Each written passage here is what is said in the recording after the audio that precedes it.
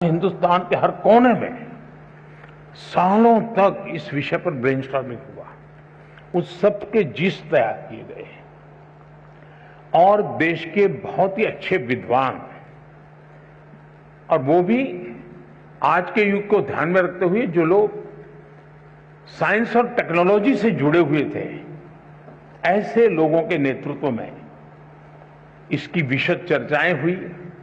उसमें से एक ड्राफ्ट तैयार हुआ। उस ड्राफ्ट को फिर लोगों के बीच में भेजा गया और 15-20 लाख इनपुट्स आए। यानी इतना बड़ा एक्सरसाइज, इतनी व्यापक एक्सरसाइज, उसके बाद एजुकेशन पॉलिसी आई है। और ये एजुकेशन पॉलिसी को मैंने देखा है कि पॉलिटिकल पार्टी, सरकार कुछ भी करें तो कहीं न कहीं से तो विरोध का स्वर, कुछ न कुछ तो हर कोई मौका ढूंढता रहता है। लेकिन अब मेरे लिए खुशी की बात है कि नेशनल एजुकेशन पॉलिसी का हिंदुस्तान के हर तबके में पुरजोश स्वागत हुआ है। और इसलिए इस काम को करने वाले सब अभिनंदन के अधिकारी, लाखों लोग हैं जिन्होंने इसको बनाया है।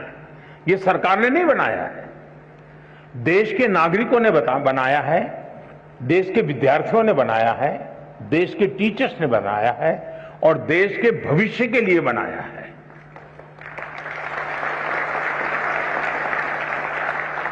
अब एक छोटा सा विषय, पहले हमारे यहां खेलकूद एक एक्स्ट्रा एक्टिविटी माना जाता था। आपको जो 5वीं, 6ठी, 7वीं में पढ़े होंगे उनको पता होगा। अब इस नेशनल एजुकेशन पॉलिसी में वो शिक्षा का हिस्सा बना दिया गया है।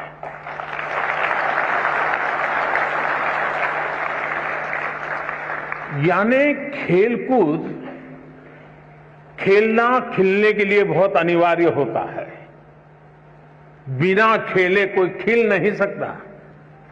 अगर आप खिलना चाहते हैं, खुलना चाहते हैं, तो खेल जीवन में बहुत जरूरी है।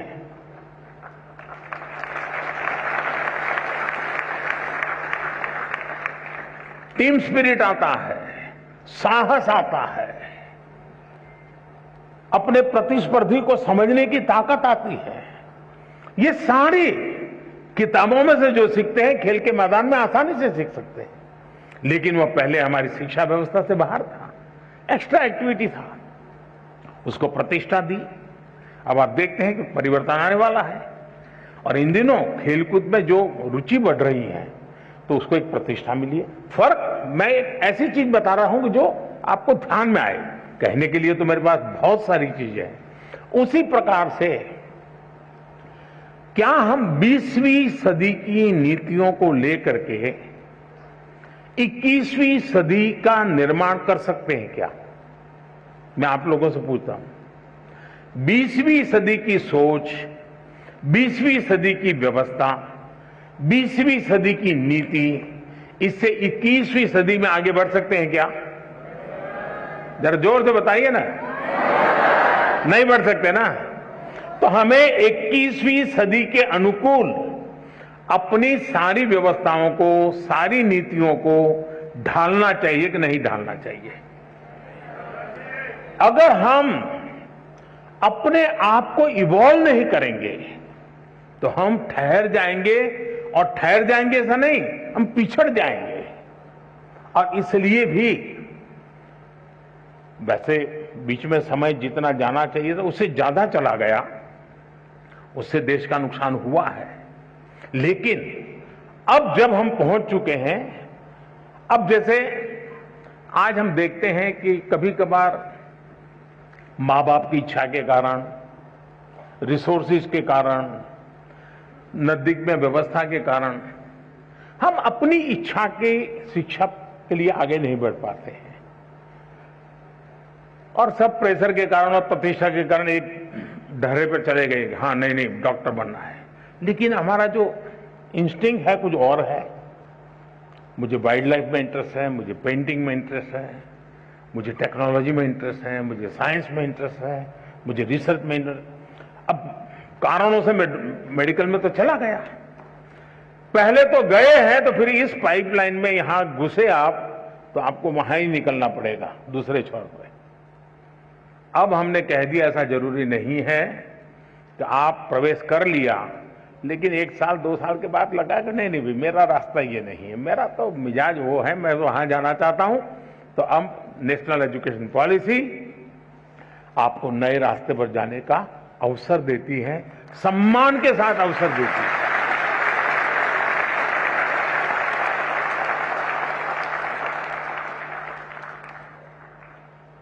आज हम जानते हैं पूरी दुनिया में स्किल का महात्म्य बहुत बढ़ गया है। सिर्फ शिक्षा, सिर्फ ज्ञान का भंडार ये इनफ नहीं है, हुनर भी होना चाहिए, स्किल होनी चाहिए। अब इसको हमने सिलेबस का हिस्सा बनाया है ताकि उसका पूर्ण विकास के लिए उसको खुद को अवसर मिल जाए। आज खुशी हुई, मैं अभी एक प्रदर्शनी देख के आया। नेशनल एजुकेशन पॉलिसी का क्या रिफ्लेक्शन होता है वो छोटे से रूप में आज शिक्षा विभाग के लोगों ने रखा था। मैं शिक्षा विभाग को बधाई देता हूं, यानी बहुत ही प्रभावित था। आनंद आता था कि हमारे 8वीं 10वीं कक्षा के बच्चे 3D प्रिंटर बना रहे हैं। आनंद आ रहा है कि हमारे 8वीं 10वीं कक्षा के बच्चे वैदिक मैथमेटिक्स का ऐप चला रहे हैं और दुनिया भर के स्टूडेंट उनसे सीख रहे हैं। नंदिता और निवेदिता 2 बहनें में जो मिली, मैं बहुत ही सरप्राइज था। हमारे यहां तो इन चीजों को बुरा माना जाने वाला एक वर्ग होता है, लेकिन उन्होंने दुनिया भर में अपने स्टूडेंट खोज लिए हैं। वे खुद स्टूडेंट रहे लेकिन गुरु बन गए। अब देखिए उन्होंने टेक्नोलॉजी का भरपूर उपयोग किया है। टेक्नोलॉजी से वो डरे नहीं है, टेक्नोलॉजी का उपयोग किया है। उसी प्रकार से मैंने देखा कुछ स्कल्पचर्स बनाए हुए हैं, कुछ अच्छे पेंटिंग बनाए, और इतना ही नहीं उसमें विजन था। ऐसे ही करने के लिए नहीं किया गया, मैं उस विजन को अनुभव करता था। इसका मतलब हुआ कि नेशनल एजुकेशन पॉलिसी व्यक्तित्व के विकास के लिए बहुत सारे अवसर दे रही है। और इस अर्थ में मैं कहूंगा कि हम जितनी बारीकी से नेशनल एजुकेशन पॉलिसी को समझेंगे और प्रत्यक्ष में उसको धरती पर उतारेंगे, आप देखिए मल्टीपल बेनिफिट्स आपके सामने होंगे। तो मेरी देश भर के टीचर्स को, देश भर के शिक्षाविदों से, देश भर के स्कूल से मेरा आग्रह है कि आप इसकी बारीकियों को जमीन पर उतारने के नए नए तरीके डेवलप कीजिए, और जितने ज्यादा तरीके होंगे उतने ही ज्यादा अवसर प्राप्त होंगे। मेरी शुभकामनाएं हैं।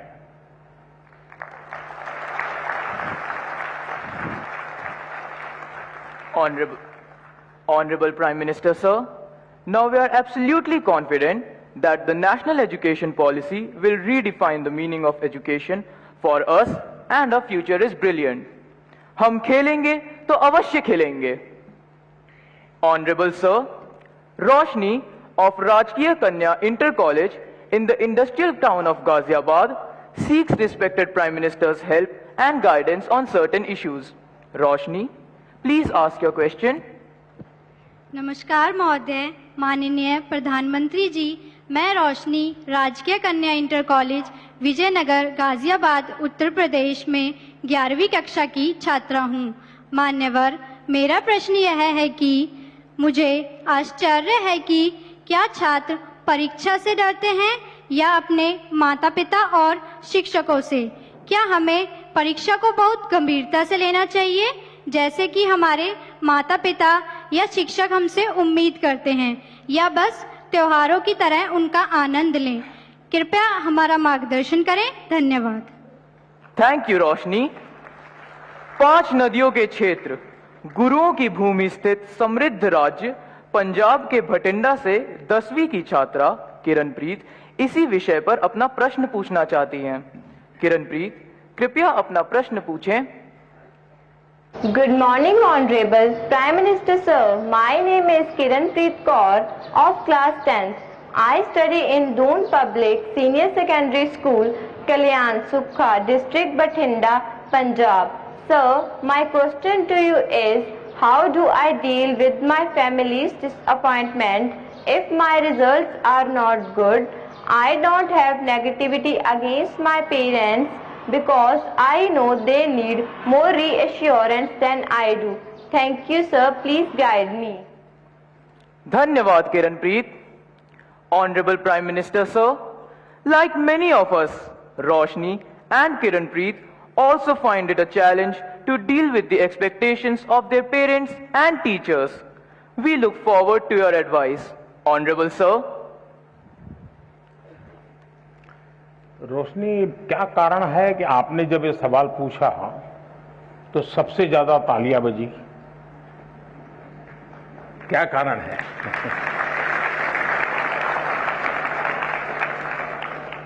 मुझे लगता है कि आपने सवाल स्टूडेंट के लिए नहीं पूछा है, आपने बड़ी चतुराई से पेरेंट्स और टीचर के लिए पूछा है। और मुझे लगता है कि आप चाहती हैं कि मैं आज यहां से हर एक के पेरेंट्स को और टीचर्स को कुछ यहां से कह दूं ताकि आपके काम आ जाए।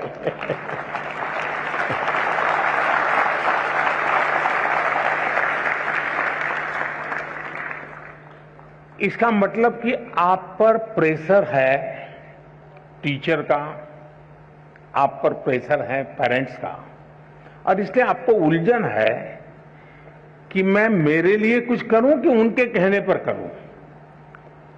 अब उनको समझा नहीं पा रहे हैं और मैं अपना छोड़ नहीं पा रहा हूं। ये आपकी चिंता मैं महसूस कर रहा हूं। मैं सबसे पहले तो पेरेंट्स को और टीचर्स को ये जरूर कहना चाहूंगा कि कृपा करके आप मन में सपने लेकर के जीते हैं, या तो जो सपने आपके खुद के अधूरे रह गए हैं, आप जो करना चाहते थे अपने विद्यार्थी काल में, आप जो अपने जीवन में करना चाहते थे वो नहीं कर पाए, और इसलिए दिन रात आपको लगता है कि बस इसको तो वो बना के रहूंगा।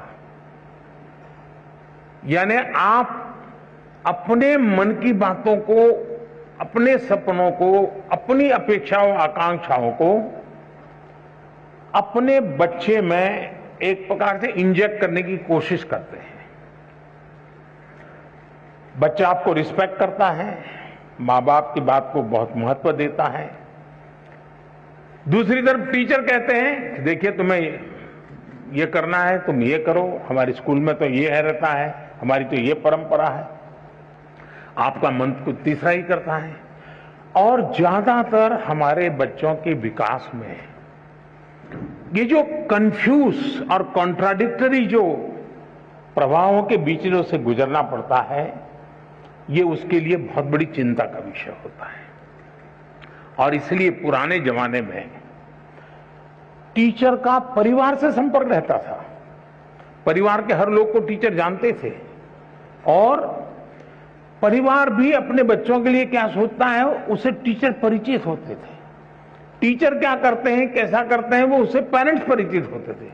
यानी एक प्रकार से शिक्षा एक, चाहे स्कूल में चलती हो, शिक्षा घर में चलती हो, हर कोई एक ही प्लेटफॉर्म पर होता था।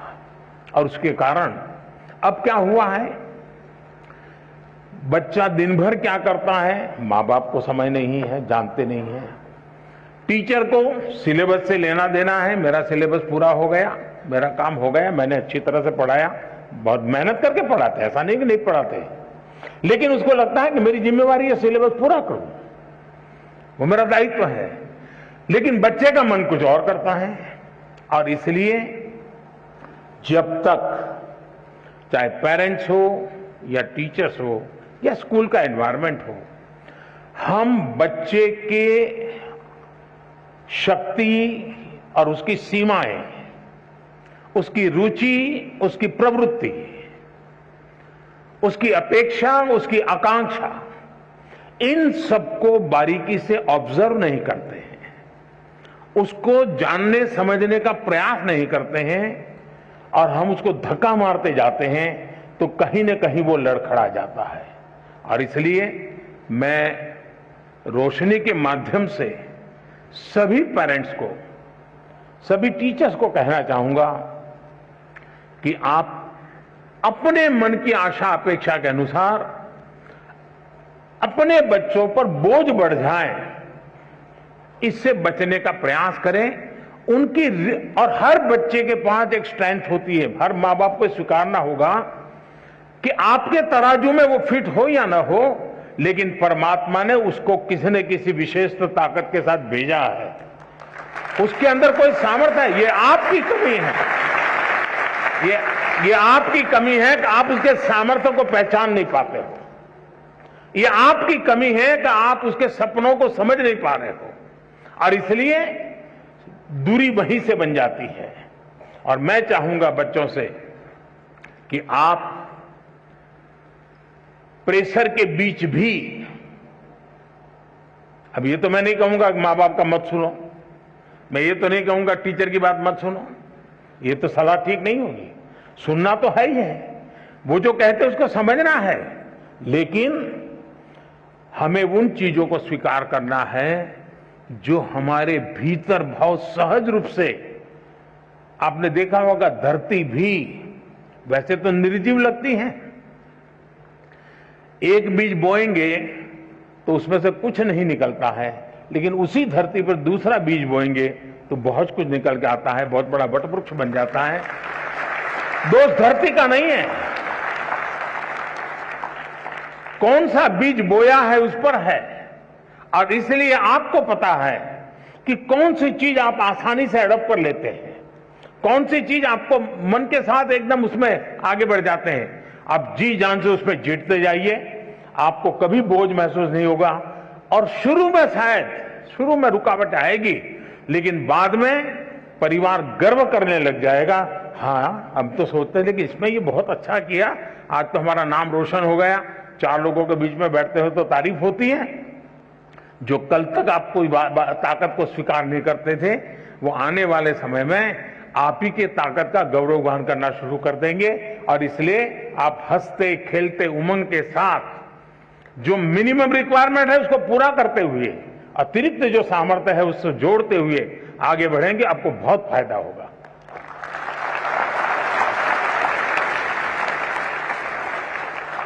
श्रद्धेय प्रधानमंत्री जी, आपने अभिभावक एवं शिक्षक की आशाओं अपेक्षाओं के बीच बच्चों की रुचि एवं आकांक्षाओं को नई शक्ति दी है। आपका कोटि कोटि धन्यवाद।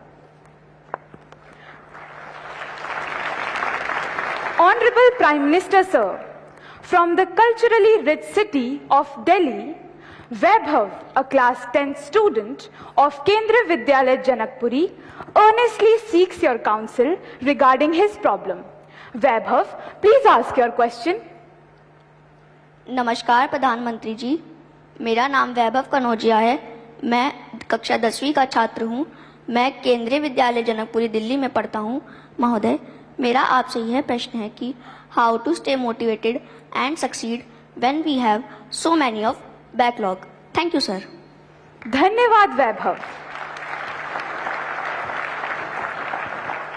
माननीय प्रधानमंत्री जी, हम बच्चे ही नहीं, हमारे अभिभावक भी आपसे अपनी समस्याओं का निदान चाहते हैं। सुजीत कुमार प्रधान जी, जो झारसुगुड़ा उड़ीसा से एक अभिभावक हैं, आपसे इसी विषय पर मार्गदर्शन की अपेक्षा रखते हैं। श्रीमान सुजीत प्रधान जी, कृपया अपना प्रश्न पूछें। माननीय प्रधानमंत्री जी नमस्कार, मेरा नाम सुजीत कुमार प्रधान। मेरा प्रश्न है, पाठ्येतर गतिविधि के लिए बच्चों को कैसे प्रेरित करें? धन्यवाद। धन्यवाद श्रीमान।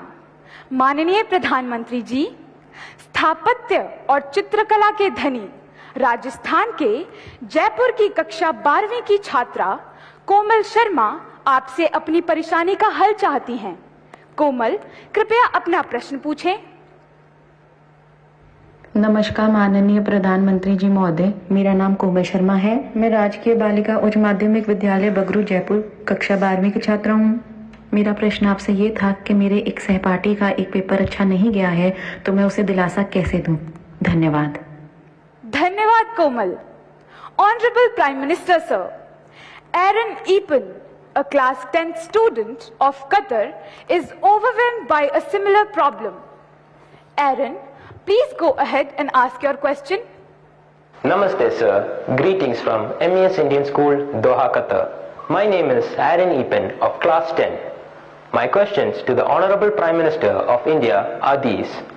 How to stop myself from procrastinating and how to keep away my exam fears and the sense of lack of preparation. Thank you, Aaron. Honorable Prime Minister Sir, Vaibhav, Mr. Pradhan ji, Komal and Aaron are eager to gain from your wisdom on how to handle the problem of lack of motivation and how to sustain commitment to academics.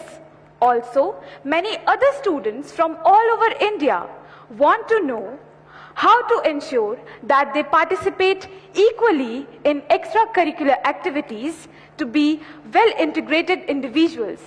Kindly guide all of us, sir. कोई ये सोचता हो कि motivation का कोई injection मिलता है, हाँ, और वो इंजेक्शन हम लगवा दें तो फिर मोटिवेशन का एश्योरेंस मिल जाता है।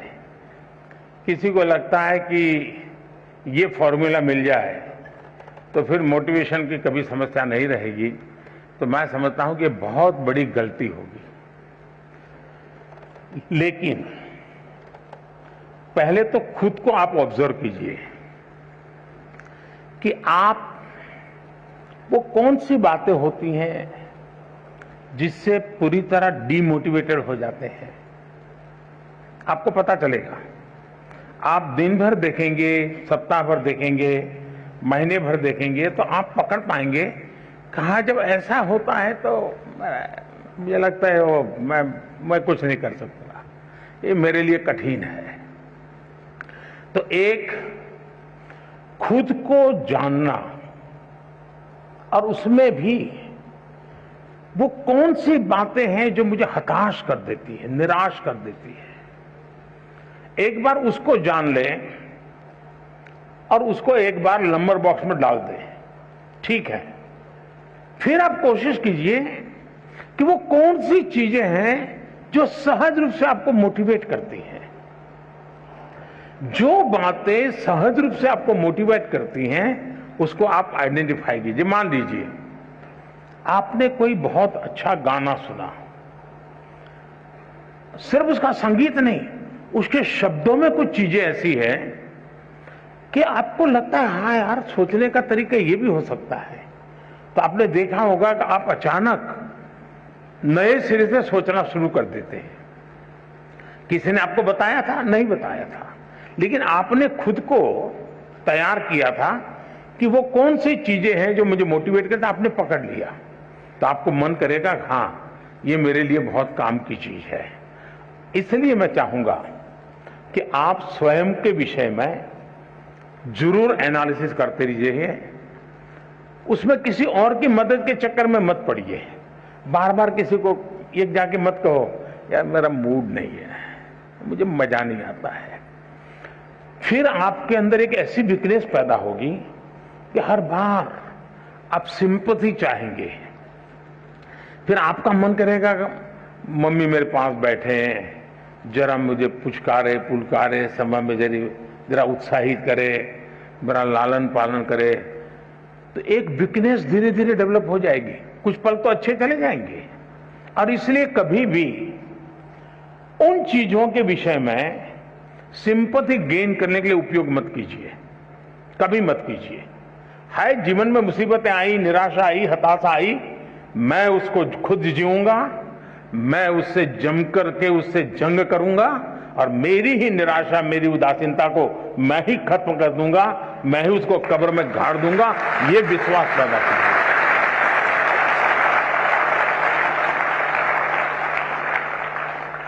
दूसरा है हम किन चीजों को ऑब्जर्व करते हैं? कभी कभी कुछ चीजों को ऑब्जर्व करने से भी हमें बहुत प्रेरणा मिलती है। अब मान लीजिए आपके ही पर घर में एक 3 साल का बच्चा है, 2 साल का बच्चा है, उसको कुछ लेना है, लेकिन उसके लिए बड़ा मुश्किल है। आप दूर से देखते रहिए कि वो गिर जाएगा, पहुंच नहीं पाएगा, थक जाएगा तो थोड़ी देर चला जाएगा, फिर आएगा, फिर कोशिश करेगा। मतलब आपको वो सिखा रहा है कि ठीक है, मेरे लिए मुश्किल है, लेकिन मैं अपनी कोशिश नहीं छोड़ूंगा। ये मोटिवेशन क्या किसी स्कूल में किसी ने पढ़ाया था क्या?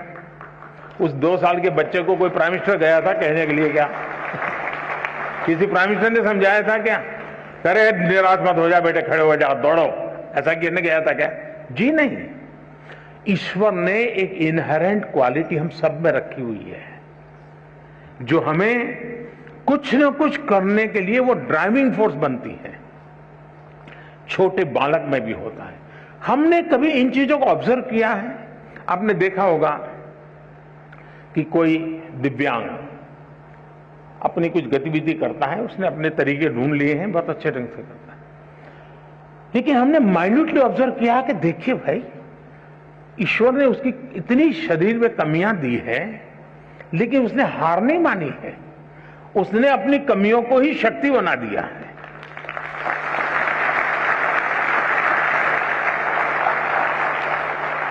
और वो शक्ति खुद को तो दौड़ाती है, वो खुद शक्ति अगर देखने वाला नहीं, ऑब्जर्व करने वाला, जो निरीक्षण करता है, उसको भी प्रेरणा देती है।